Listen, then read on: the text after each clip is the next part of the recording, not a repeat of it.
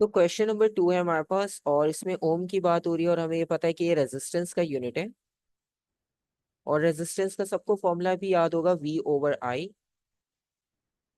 ठीक है। अच्छा, V ओवर आई ये तो हमें याद है, और अगर हम इसका यूनिट लिखना चाहें तो वो यूनिट SI तो नहीं होगा। ठीक है, मतलब अगर आप V का यूनिट लिखो, वो वोल्ट्स होता है। और अगर हम करंट का लिखें, वो एम्पेयर होता है।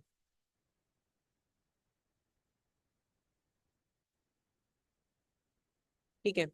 अच्छा, इन दोनों में से क्या कोई एक ऐसा यूनिट है, या दोनों ऐसा यूनिट है, या कोई भी ऐसा यूनिट नहीं है वोल्ट्स और एम्पेयर में?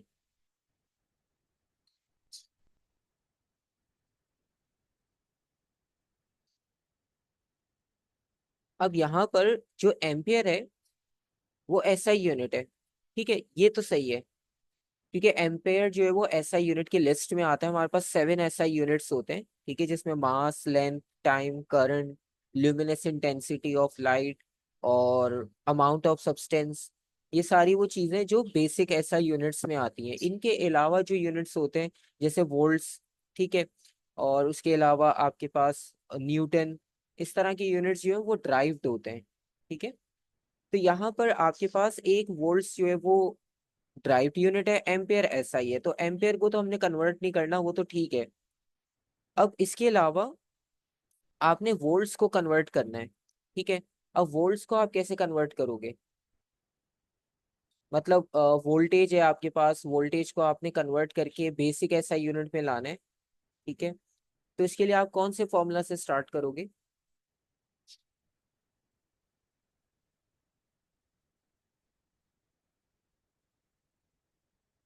फॉर एग्जाम्पल, अगर हम यहाँ पर V is equals to IR, ठीक है, आपके पास वो एक ऑप्शन है। वरना वोल्टेज का जो है, आपने EMF और पोटेंशियल डिफरेंस का कॉन्सेप्ट पढ़ा था, आप वो वाला फॉर्मूला भी यूज कर सकते हो। ठीक है, वो कि work done per unit charge.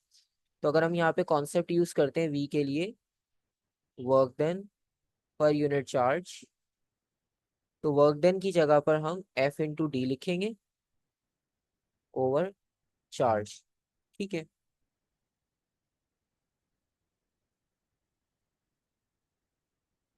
और इसके बाद हमने क्या करना है नेक्स्ट? अब फोर्स, डिस्टेंस या डिस्प्लेसमेंट और चार्ज, ये यूनिट्स आ गए। ठीक है। अब पहले फोर्स को ब्रेक करना है। ठीक है, फोर्स इक्वल होती है MA के। अब फॉर एग्जांपल यहाँ पर हमने फोर्स को इक्वल लिया MA। तो M और A के बारे में हम यूनिट्स आसानी से लिख सकते हैं, क्योंकि इनके यूनिट्स बहुत इजी हैं। तो अगर हम फोर्स की जगह पर यूनिट लिख रहे हैं, तो मास के लिए हमने लिखा kg, एक्सेलरेशन के लिए लिखा मीटर पर सेकेंड स्क्वायर। ठीक है, ये फोर्स का यूनिट हो गया। उसके बाद डिस्टेंस की अगर बात करें, तो डिस्टेंस के लिए सिंपल M आ जाएगा, मीटर। ये दोनों सॉल्व हो गए। अब रह गया सिर्फ चार्ज Q।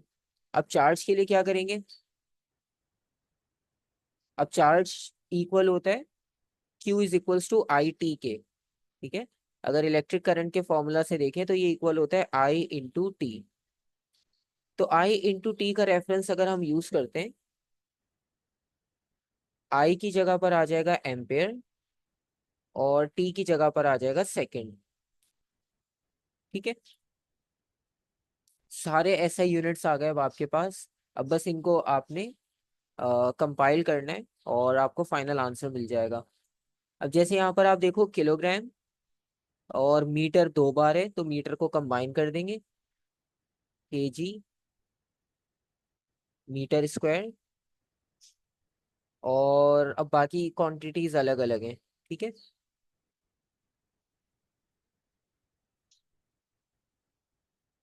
अच्छा हाँ, सेकंड्स भी कंबाइन हो रहा है।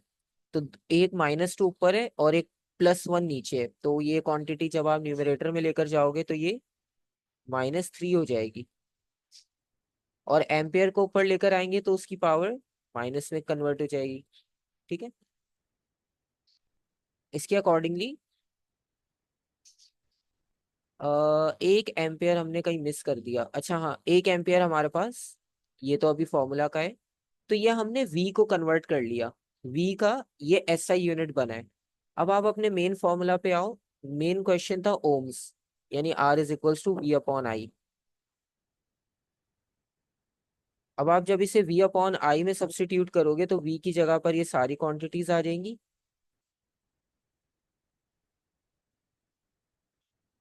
और डिवाइडेड बाय करंट के लिए एम्पेयर। ठीक है, अब ये एम्पेयर भी उसके साथ मर्ज हो जाएगा तो ये -2 बनेगा। ठीक है, तो आपके पास फाइनल आंसर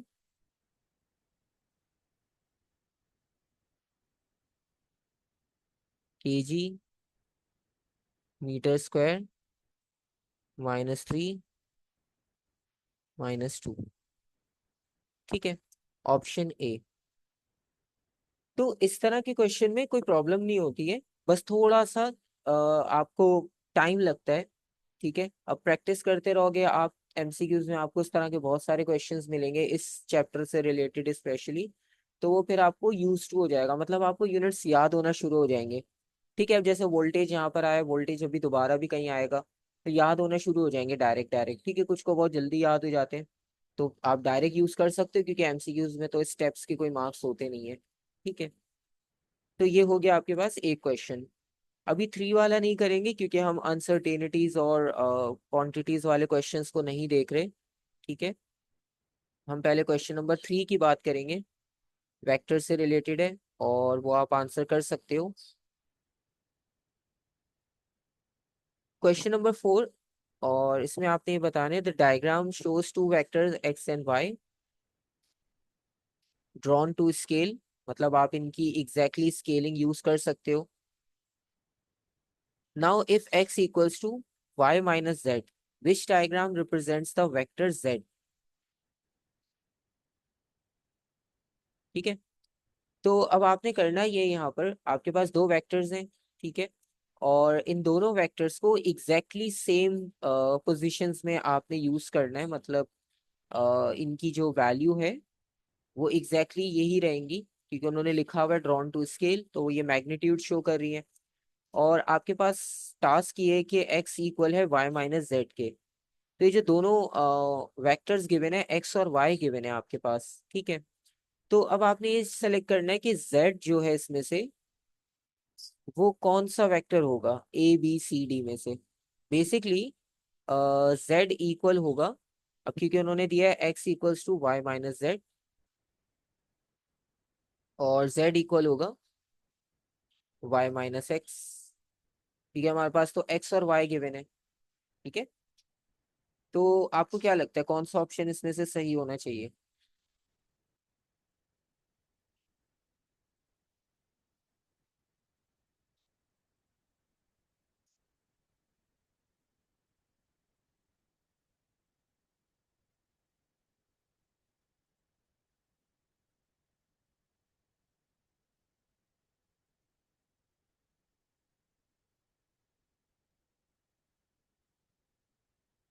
अच्छा, अब यहाँ पर आप देख रहे हो कि x जो है बेसिकली वो जिस डायरेक्शन में है, अगर उस डायरेक्शन को चेंज किया जाए, ठीक है, अभी वो आपके पास वर्टिकल डायरेक्शन में अपवर्ड, ठीक है, स्ट्रेट वर्टिकल अपवर्ड नहीं है लेकिन थोड़ा सा एक्स वाई के मिड में, लेकिन अपवर्ड डायरेक्शन की तरफ पॉइंट कर रही है। ठीक है, और अगर आप वाई एक्सिस को देखो तो वाई एक्सिस जो है वो, मतलब वेक्टर वाई, वो हॉरिजॉन्टल पॉजिटिव डायरेक्शन की तरफ पॉइंट कर रहा है। ठीक है, इसी तरह से vector X positive Y axis की तरफ पॉइंट कर रहा है।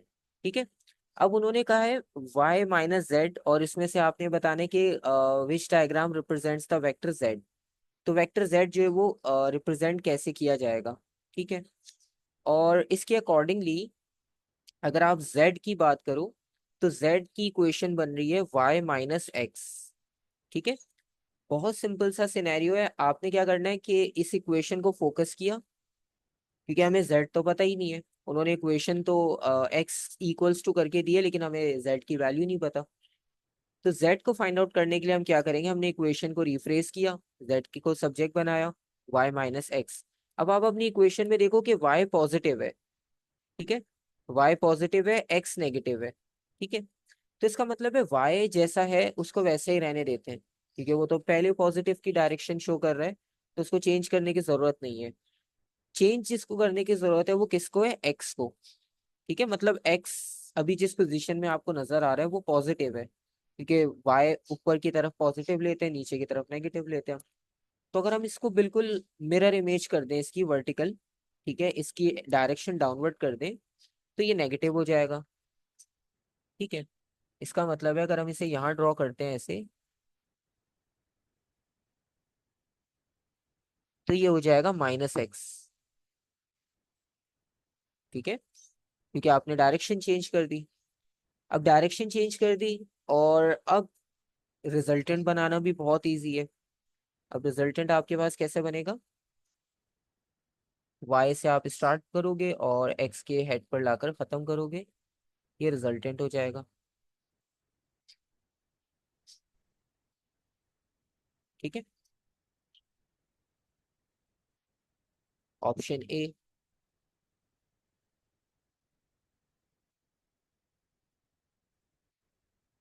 कोई क्वेश्चन या कोई कंफ्यूजन?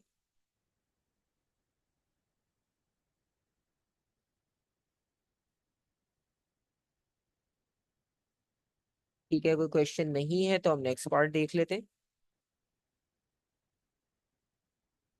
अब ये सारी चीजें आप देख रहे हो कि वो सब है जो आपके बेसिक्स हैं। ठीक है, इसमें मतलब कुछ ऐसा नहीं है कि ऐसा कोई टॉपिक इन्वॉल्व हो कि जो आपने पहले नहीं देखा हो, जिसके बारे में आपको पता ना हो।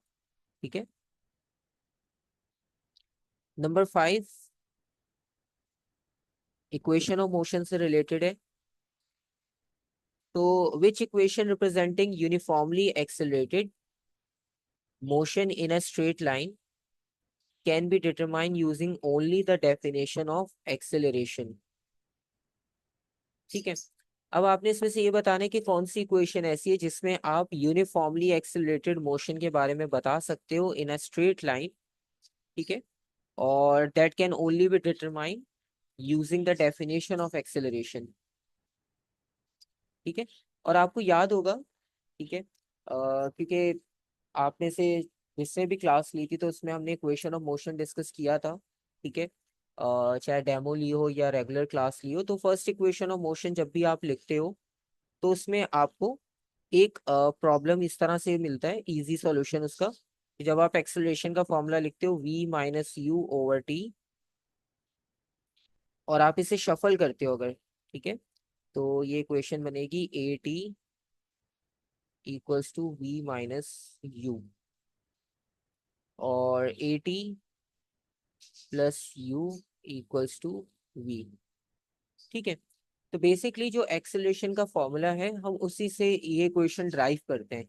और उन्होंने भी आपसे यही क्वेश्चन पूछा, that can be determine using only the definition of acceleration. तो एक्सेलरेशन की डेफिनेशन से जो इक्वेशन ड्राइव हो सकती है, तो वो आपके पास ऑप्शन सी में है। ठीक है, इजी था ये भी। ठीक है, थोड़ा सा कंफ्यूज करते हैं वो, लेकिन हिंट होता है आपके पास क्वेश्चन में, उस हिंट के अकॉर्डिंगली जो है वो आपने आंसर करना होता है। ठीक है, कोई क्वेश्चन या कोई कंफ्यूजन हो आप पूछ लेना, चैट में पूछ लेना, बीच में रोक कर आप पूछ लेना, कोई प्रॉब्लम नहीं है। अच्छा, ग्राफिकल रिप्रेजेंटेशन है क्वेश्चन नंबर 6 में। An object moves from rest with uniform vertically, horizontally and uniform acceleration vertically। Rest से स्टार्ट किया है, यूनिफॉर्म वेलोसिटी है, हॉरिजॉन्टल, यूनिफॉर्म एक्सेलरेशन है, vertical. Which graph showing the variation with time of the displacement of the object from its initial position is correct। ठीक है, ये आपने बताना है।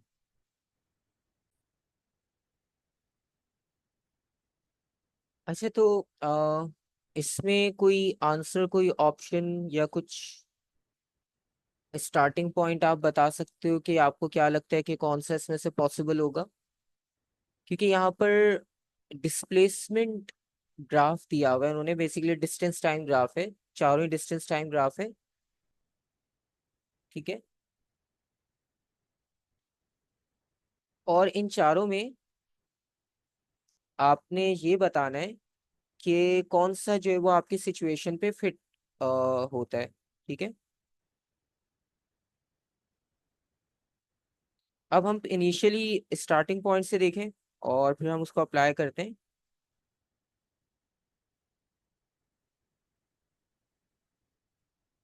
और इस सिचुएशन में आप ये देखो, पहले हमने स्टार्ट किया रेस्ट से। ठीक है, तो रेस्ट से स्टार्ट किया और डेफिनेटली जीरो से स्टार्ट किया, तो सारे ग्राफ जीरो से स्टार्ट हो रहे हैं, तो पहली पोजीशन तो ठीक है, फर्स्ट पॉइंट तो हमारे पास सब जगह पर सेम अप्लाई हो रहा है। ठीक है, यूनिफॉर्म वेलोसिटी हॉरिजॉन्टली। ठीक है, अब उन्होंने कहा है कि वेलोसिटी जो है वो हॉरिजॉन्टली कांस्टेंट है, uniform velocity horizontally. So now we have to consider uniform velocity in horizontal direction. अब कुछ जगह पर डिस्प्लेसमेंट हॉरिजॉन्टल है, कुछ जगह पे वर्टिकल है। ठीक है, जैसे यहाँ पर आप देखो, ये हॉरिजॉन्टल है, ये भी हॉरिजॉन्टल है और बाकी दो वर्टिकल है। ठीक है,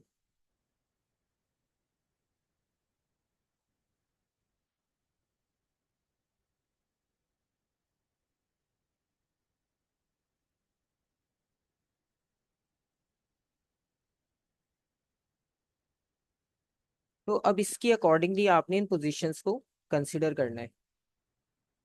ठीक है, सो बेसिकली हॉरिजॉन्टल, हॉरिजॉन्टल ये हमारे पास ए और सी में है। ठीक है, वर्टिकल वर्टिकल बी और डी में। सो uniform velocity in horizontal direction and uniform acceleration vertically.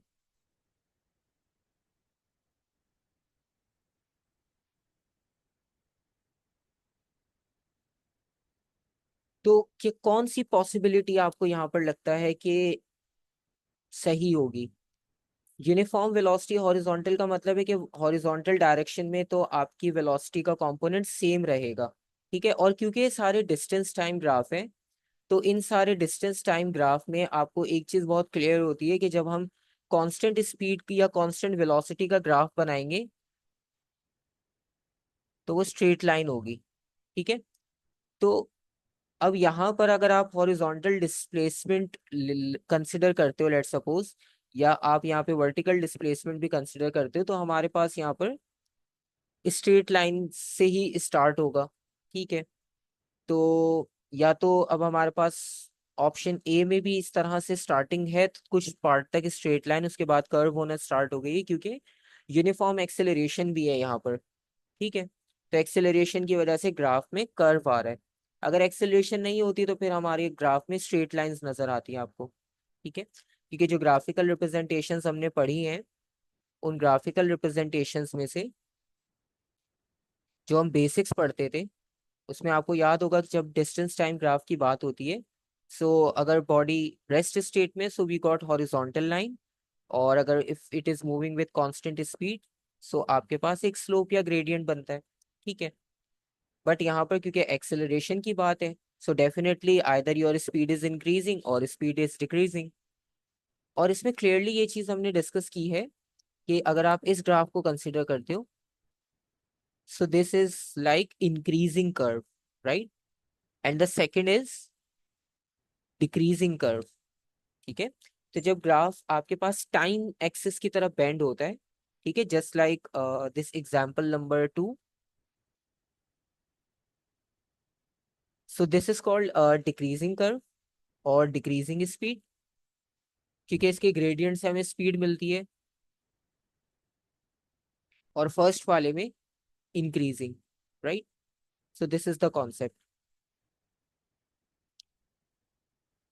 और यही आपने इंफॉर्मेशन को यूज करके यहाँ पर कंसिडर करना है। इसका मतलब है ए ऑप्शन में आपको डिक्रीजिंग मिल रहा है। ठीक है, और इसी तरह से अब वेलोसिटी का कॉन्सेप्ट तो हम कर लेंगे, ठीक है, क्योंकि डिस्टेंस टाइम ग्राफ है, वो हम इजीली समझ लेंगे। ठीक है, क्योंकि हॉरिजॉन्टल में अगर आप देख रहे हो और हॉरिजॉन्टल कंपोनेंट यहाँ पे लिखा हुआ है हॉरिजॉन्टल डिस्प्लेसमेंट, तो यूनिफॉर्म वेलोसिटी स्ट्रेट जाएगी। ठीक है, इसका मतलब है कि ऑप्शन ए पॉसिबल नहीं है, क्योंकि यहाँ पर स्ट्रेट लाइन शो होनी चाहिए थी। ठीक है, और सी में भी आपके पास हॉरिजॉन्टल डिस्प्लेसमेंट है, तो हॉरिजॉन्टल का मतलब ये, क्योंकि उन्होंने क्लियरली लिखा है यूनिफॉर्म वेलोसिटी हॉरिजॉन्टली, सो हॉरिजॉन्टल कंपोनेंट उसका कांस्टेंट होना चाहिए था, ठीक है, लेकिन यहाँ पर आपको कर्व नजर आ रहा है। तो हॉरिजॉन्टल में जो स्ट्रेट लाइन की कंडीशन थी वो फॉलो नहीं हो पा रही, इसलिए ए और सी तो आपके पास पॉसिबल नहीं होंगे, ठीक है। क्योंकि जब लेफ्ट पर उन्होंने वाई एक्सिस पर लिखा है हॉरिजॉन्टल कंपोनेंट या हॉरिजॉन्टल डिस्प्लेसमेंट, तो स्ट्रेट लाइन होनी चाहिए थी ग्राफ में, ठीक है, लेकिन आपको ग्राफ में ग्रेजुअली कर्व ही नजर आ रहा है, ठीक है। बी और डी में पॉसिबिलिटी बन सकती है क्योंकि उसमें वर्टिकल कंपोनेंट है, ठीक है। अब अगर स्पीड जो है वो या वेलोसिटी यूनिफॉर्म है फॉर हॉरिजॉन्टल, ठीक है, और वर्टिकल के अगर हम कॉन्सेप्ट की बात करें तो वर्टिकल के बारे में acceleration is uniform vertically, it means vertical direction में स्पीड में कांस्टेंट चेंज आ रहा है या वेलोसिटी में कांस्टेंट चेंज आ रहा है, ठीक है, क्योंकि एक्सेलरेशन की डेफिनेशन क्या होती है, rate of change of velocity. So when there is uniform acceleration vertically, so there is a constant change in velocity. इसका मतलब है वर्टिकल में वेलोसिटी का कंपोनेंट कांस्टेंट नहीं है, राइट।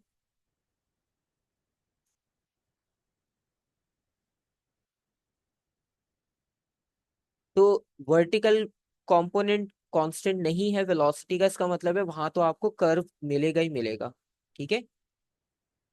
और यूनिफॉर्म एक्सेलरेशन वर्टिकली, अब यूनिफॉर्म एक्सेलरेशन वर्टिकली को सिंपल करके मैंने लिखा है कांस्टेंट चेंज इन वेलोसिटी, इसका मतलब है वेलोसिटी में चेंज कंटिन्यूअसली वहां पर आपको मिल रहा है, ठीक है।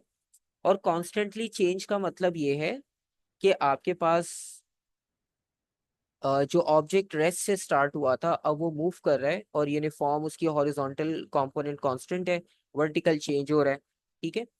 तो इस कंडीशन में क्या होगा कि अगर आप प्रोजेक्टाइल मोशन भी कंसिडर करते हो, तो प्रोजेक्टाइल मोशन में भी आपको याद होगा हम इसी तरह से डिस्कस करते थे। लेट्स सपोज आपने अगर इस पॉइंट से किसी ऑब्जेक्ट को थ्रो किया, ठीक है, so according to the assumption of projectile, क्योंकि उसमें एयर रेजिस्टेंस हम नहीं कंसिडर करते, so horizontal component of velocity remain same, ठीक है। तो यहाँ पर भी हॉरिजॉन्टल कंपोनेंट सेम है और वर्टिकल कंपोनेंट जो है वो कंटिन्यूअसली चेंज हो रहा है, ठीक है। तो इस रिस्पेक्ट से आपके पास जो ऑप्शन होगा, ऑप्शन डी, ठीक है, क्योंकि जब आप मैक्सिम स्टार्ट करते हो यहाँ पर, तो इनिशियली यहाँ से क्या होगा कि रेस्ट से आपने स्टार्ट किया ऑब्जेक्ट को, और रेस्ट से स्टार्ट करने के बाद उसकी स्पीड इंक्रीज कर रही है, ठीक है, तो इंक्रीजिंग कर्व होगा। सो इस वजह से हमने ऑप्शन डी चूज किया है, ठीक है। अगर क्वेश्चन इस तरह से होता है कि body is like moving with a certain speed and then it starts to decelerate, तो तब हमें ये पता चलता है कि स्पीड डिक्रीज हो रही है या वेलोसिटी जो है वो आपके पास उसका चेंज डिक्रीज की तरफ जा रहा है, तो हम डिक्रीजिंग कर्व उसमें से सेलेक्ट करते, ठीक है। लेकिन अभी क्योंकि रेस्ट से स्टार्ट हुआ था,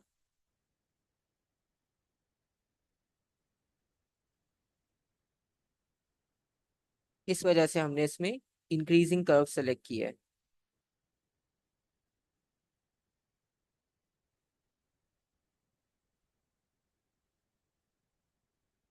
ठीक है, यहाँ तक किसी का कोई क्वेश्चन, कोई confusion?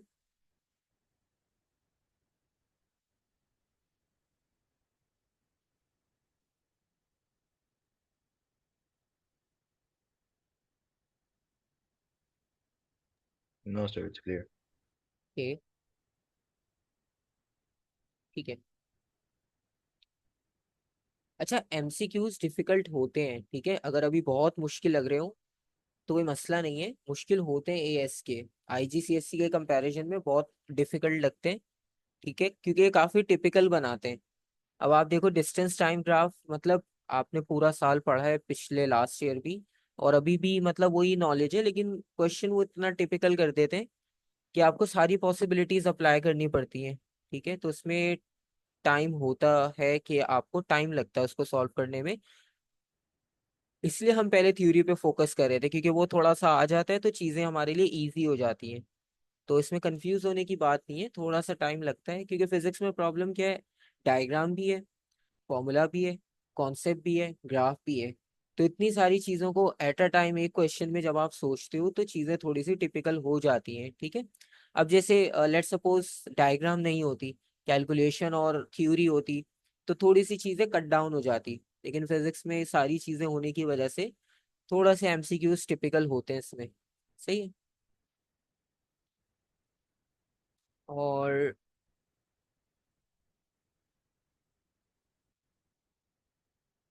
Question number 7, a device for spraying paint consists of a box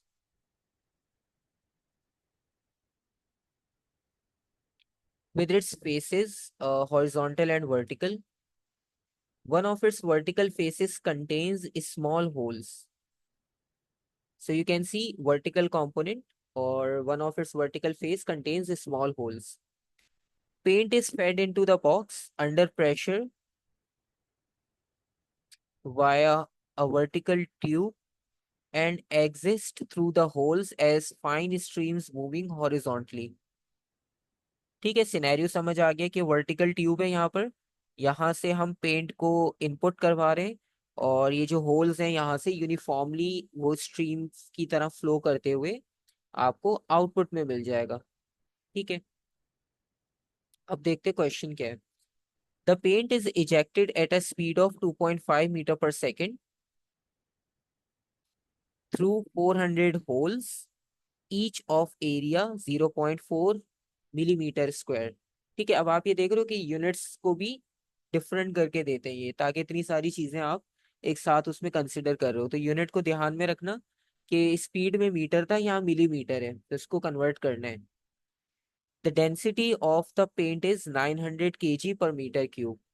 So basically in this question we got speed. There are 400 number of holes, area, density. What is the horizontal force required to hold the device stationary as it ejects the paint? ठीक है, अच्छा scenario बहुत simple सा है। आपके पास अगर values को अगर एक तरफ करके सोचें, तो सिनेरियो सिंपल सा है कि लेट सपोज फॉर एग्जांपल अगर आप गन्स की एग्जांपल लेते हो, तो गन्स में क्या होता है कि जब फायर होता है तो गन थोड़ा सा बैक आती है, उसका रिकॉइल होता है। ठीक है, इसी तरह से यहाँ पर भी जब इतने सारे होल्स हैं और इतनी स्पीड से जब पेंट बाहर जाएगा, तो डेफिनेटली आपको पता है कि ऑपोजिट डायरेक्शन में भी फोर्स अप्लाई होगी। अगेन सिंपल वर्ड्स में कह सकते हैं हम, रिकॉइल आपको मिलेगा यहाँ पर। So it rejects the paint. ठीक है, sorry, so you need to find out the horizontal force to hold the device stationary. अब इसे स्टेशनरी रखना है, मतलब जब इसमें से पेंट बाहर की तरफ इजेक्ट हो तो ये डिवाइस पीछे की तरफ ना चली जाए। ठीक है, क्योंकि अगर पीछे की तरफ जाएगी तो डायरेक्शन चेंज हो जाएगी पेंट की उन स्ट्रीम्स की। ठीक है, तो इसे स्टेबल रखना है आपने। जिस तरह फायर किया जाता है जब गन से, तो गन को भी स्टेबल रखा जाता है एज मैक्सिमम, ताकि आपका जो एम है वो मिस ना हो। ठीक है, अब इस सिनेरियो को आपने सॉल्व करना है, क्वांटिटीज भी आपके पास हैं, अब इन क्वांटिटीज को मिक्स अप करके देखना है कि फोर्स हम कैसे फाइंड आउट कर सकते हैं। ठीक है,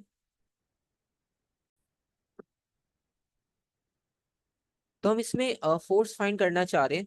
ठीक है, अब हमारे पास जो है वो इस वेलोसिटी है, स्पीड है बेसिकली, और 4 होल्स हैं जिनका एरिया गिवन है कि हर किसी का एरिया 0.4 मिलीमीटर स्क्वायर है, तो इसको तो कन्वर्ट हम कर ही लेंगे। डेंसिटी भी गिवन है। अच्छा, डेंसिटी इक्वल होती है मास अपॉन वॉल्यूम के, तो इसका मतलब है हमें मास अपॉन वॉल्यूम की वैल्यू भी पता है। ठीक है, और उसके अलावा मैं यहाँ लिख देता हूँ, तो इन शॉर्ट हमें मास अपॉन वॉल्यूम भी पता है, और v की वैल्यू जो है वो आपको वेलोसिटी स्पीड की भी गिवन है, और एरिया की वैल्यू गिवन है। ठीक है, तो अब आपने ये करना है कि अगर फोर्स का फॉर्मूला हम सोचें, तो फोर्स का एक फॉर्मूला हमारे माइंड में आता है F equals to M A. ठीक है, अब एम ए की अगर बात करें, क्योंकि यहाँ पर वेक्टर्स भी नहीं है कि वेक्टर्स की हेल्प से आप सॉल्व कर पाते हैं। ठीक है, तो हो ये रहा है कि जो यहाँ से पेंट बाहर आ रहा है, ठीक है, उसकी वजह से जो भी फोर्स अप्लाई हो रही है, तो जब ये बैक पे रिकॉइल देगा, उसको बैलेंस करने के लिए आपको कितनी फोर्स चाहिए होगी, ठीक है, ताकि ये फॉरवर्ड बैकवर्ड फोर्सेस बैलेंस हो जाए और बॉडी जो है ये अपनी जगह पर स्टिल रहे, ताकि पेंट स्मूथली फ्लो करता रहे। तो आपके पास फॉर्मूला होता है F=ma। अब यहाँ पे टाइम की क्वांटिटी नहीं है, ठीक है, वरना हम एक्सेलरेशन और मास, मास भी किसी ना किसी तरह फाइंड कर लेते हैं, हमारे पास डेंसिटी है, लेकिन टाइम की क्वांटिटी नहीं है, ठीक है, वरना हम एक्सेलरेशन भी फाइंड आउट कर सकते थे, ठीक है। और अगर आप सेकंड डेफिनेशन देखो फोर्स की, तो वो मोमेंटम वाली बन जाती है, mv/t, ठीक है। mv जो है वो मोमेंटम होता है basically, so rate of change of momentum is called force. अब ये दो सिनेरियोज हैं आपके पास। अच्छा, अब इसमें से क्या करना है हमें,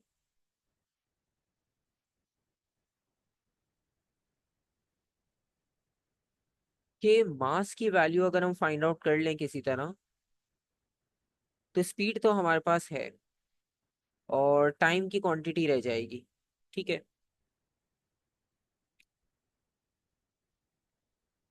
तो कोई ऐसा सिनेरियो आपके माइंड में आ रहा हो कि जिसको आप यूज करके इसको थोड़ा सा इजी कर सको।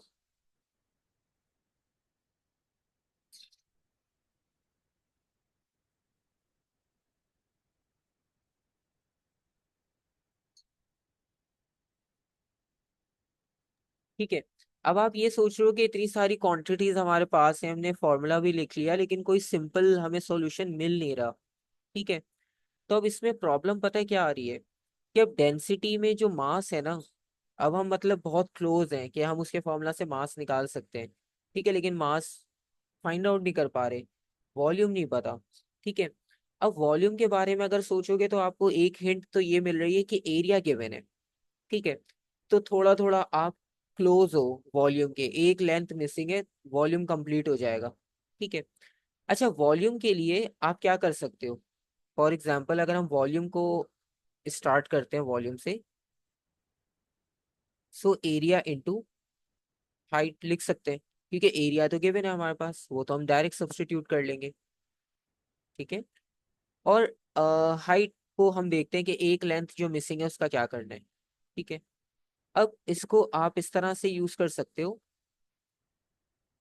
एरिया की जगह पर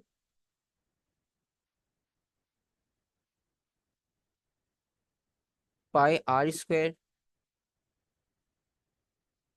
h, ये भी कॉन्सेप्ट यूज कर सकते हैं हम, ठीक है। और अब इसको सिंप्लीफाई करना है आपने, और स्पीड उन्होंने आपको दी है 2.5 मीटर पर सेकेंड,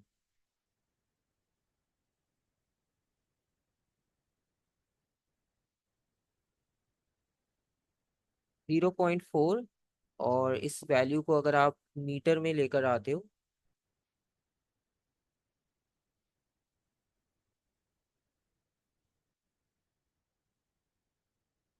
क्योंकि मिली की वैल्यू होती है -3। अब क्योंकि इस पे स्क्वायर है, तो 3 × 2 6 हो जाएगा, 10⁻⁻6, ठीक है, ये वैल्यू हो जाएगी। अब इसमें थोड़ा सा ना लॉजिक अप्लाई करनी पड़ेगी हमें एसआई यूनिट्स की फॉर्म में, ठीक है। अब एसआई यूनिट्स की फॉर्म में कैसे लॉजिक इस्तेमाल होगी, ठीक है।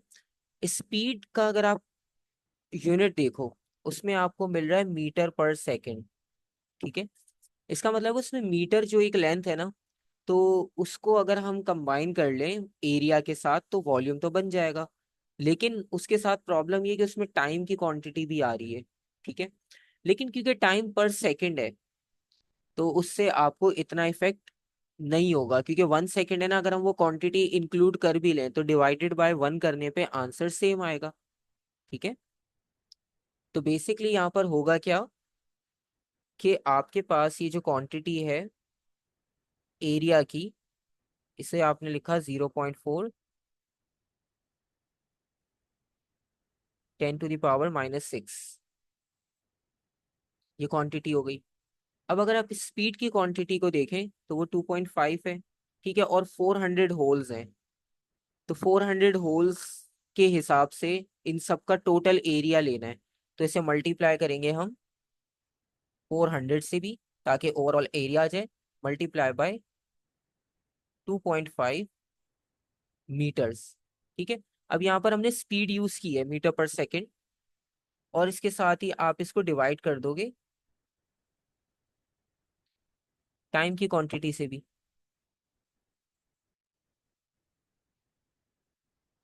अब क्योंकि यहाँ पर जो टाइम की क्वांटिटी है वो पर सेकंड की बात हो रही है, ठीक है, तो अगर वो आप इंक्लूड करते भी हो तो वो वन वैल्यू से कोई इफेक्ट नहीं पड़ेगा आपकी कैलकुलेशन को। ठीक है, आप वो वन जो है वो डिनोमिनेटर में यूज करते जाओ, आपको उससे कोई इफेक्ट नहीं पड़ेगा इतना। ठीक है। और इसके अलावा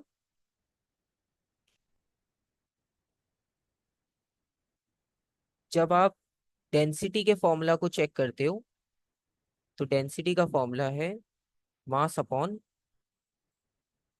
वॉल्यूम, और मास इक्वल होगा डेंसिटी इंटू वॉल्यूम। ठीक है। अब डेंसिटी इक्वल है 900 के,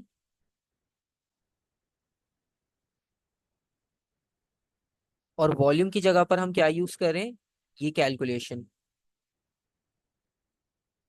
400 मल्टीप्लाई 0.4 10⁻⁻6 मल्टीप्लाई 2.5। ठीक है, तो हम ये क्वांटिटी यूज कर रहे हैं मास के लिए। और आप जब इसको फोर्स की क्वांटिटी में सब्स्टिट्यूट करोगे यहाँ पर, अब यहाँ पर एक बार वेलोसिटी और आ जाएगी। ठीक है, तो finally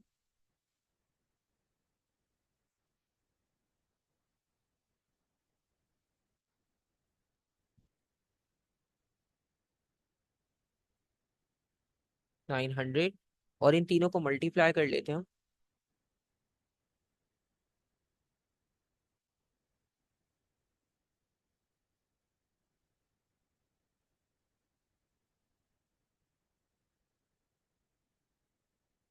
400 multiply by 0.4 exponent -6 multiply by 2.5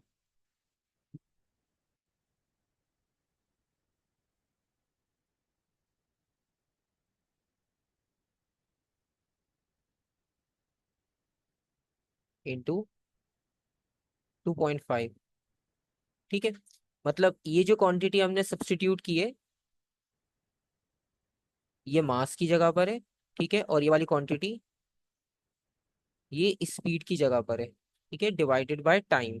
अब टाइम की क्वांटिटी पर सेकंड वो हमारे पास पहले से ही हम यहाँ पर यूज करते हुए आ रहे हैं ये, तो ये पर सेकंड ऑटोमेटिक यहाँ पर आपके पास इंक्लूड हो जाएगा इसके साथ। ठीक है, तो आपका वो जो वॉल्यूम वाला प्रॉब्लम था वो भी सॉल्व हो गया। आप फाइंड तो वॉल्यूम करना चाह रहे थे लेकिन वो आपको मिला नहीं एग्जैक्टली exactly। उसके साथ प्रॉब्लम क्या थी कि डिनोमिनेटर में टाइम चल रहा था। ठीक है, तो हमने क्या किया कि वो जो टाइम की क्वांटिटी थी उसको साथ साथ कंटिन्यू करते रहे, तो आपके पास अपॉन टाइम की क्वांटिटी ऑटोमेटिक यहाँ पर आकर सेट हो गई। ठीक है, और अब आप इसकी जब पूरी कैलकुलेशन कर लोगे तो ये आपको आंसर मिलेगा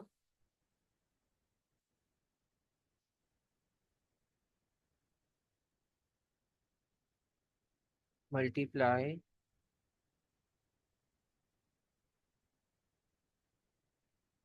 0.9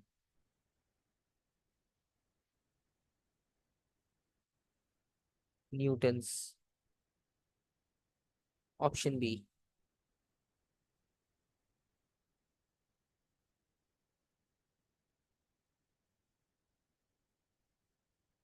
ठीक है, कोई क्वेश्चन?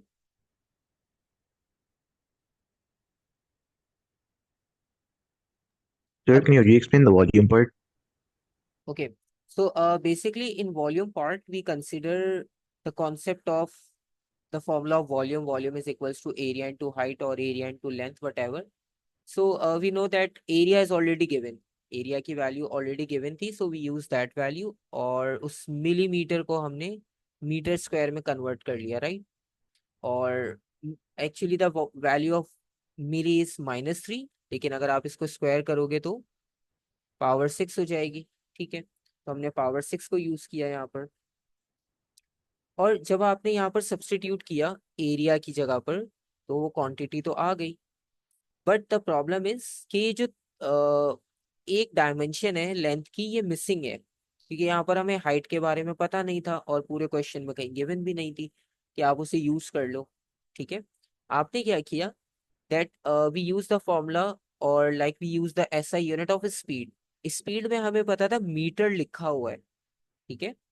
तो जब आप मीटर की बात कर रहे हो तो आपके पास एक लेंथ और इंक्लूड हो जाएगी, एरिया के साथ हम उसे कंबाइन कर देंगे, वो कंप्लीट एक वॉल्यूम बन जाएगा, ठीक है। लेकिन उसमें प्रॉब्लम क्या आ रहा था, उसके साथ टाइम भी है, मीटर पर सेकंड। अब क्योंकि वो पर सेकंड था, सो पर सेकंड मींस 1 सेकंड, ठीक है। तो अगर डिनोमिनेटर में 1 सेकंड हम लिख भी दें, तो उसकी वजह से आपके आंसर पे कोई इफेक्ट नहीं आएगा, ठीक है, क्योंकि आप किसी भी क्वांटिटी को 1 से डिवाइड कर रहे हो तो आंसर सेम रहता है, कोई चेंज नहीं आता, ठीक है। तो इस वजह से हमने क्या किया कि वॉल्यूम को जब सॉल्व किया, तो एरिया, ये एरिया की क्वांटिटी थी, मल्टीप्लाई बाय, अब क्योंकि यहाँ पर 400 होल्स थे, तो ये नंबर ऑफ होल्स आ गए to find out whole area, ताकि पूरे डिस्क का आपको फ्रंट का एरिया मिल जाए। और स्पीड का जो मीटर था वो हमने यहाँ पर यूज किया बेसिकली 2.5 के तौर पे, और जो पर सेकंड था 2.5 मीटर्स। अब स्पीड में जो लिखा है ना 2.5 मीटर पर सेकंड, इसका मतलब है 2.5 मीटर्स पर सेकंड में कवर कर रहे हैं, ठीक है। तो 2.5 मीटर तो एक लेंथ है, तो वो हमने लेंथ की जगह पर लिखा। तो आपके पास ये जो एच का फैक्टर था ये कंप्लीट हो गया, क्योंकि आपको एक हाइट या एक लेंथ मिल गई, ठीक है। पर सेकंड, सेकंड को हमने यहाँ पर टाइम की जगह पर लिख दिया, ठीक है। और अब क्योंकि सिनेरियो आपके पास पर सेकंड पर डिपेंड कर रहा है, क्वेश्चन में भी पर सेकंड का ही कॉन्सेप्ट गिवन है, तो इसी कॉन्सेप्ट को आपने आगे कंटिन्यू किया, फिर फोर्स के फॉर्मूला पे आए आप, और फोर्स के फॉर्मूला में आपने अप्लाई किया मास की जगह पर, ठीक है। क्योंकि डेंसिटी का फॉर्मूला था मास अपॉन वॉल्यूम, उसमें से हमने मास को सब्जेक्ट बनाया, डेंसिटी इंटू वॉल्यूम लिख दिया। वॉल्यूम की जगह पर एग्जैक्ट यही वैल्यू सब्स्टिट्यूट कर दी हमने, ठीक है। यहाँ पर भी मैं सेकंड लिख देता हूँ, ठीक है। ये 1 सेकंड आपके पास, इसके साथ भी आप लिख सकते हो, क्योंकि वो वन लिखा जाए ना लिखा जाए उससे कोई प्रॉब्लम नहीं है, लिख सिर्फ इसलिए ना ताकि हमें समझ आ जाए कि हमने ये किया क्या था यहाँ पे वर्किंग।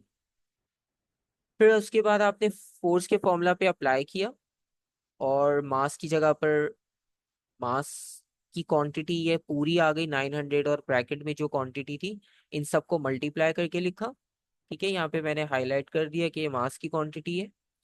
और ये जो इसमें स्पीड थी, स्पीड की जगह पर अगेन 2.5 आ गया।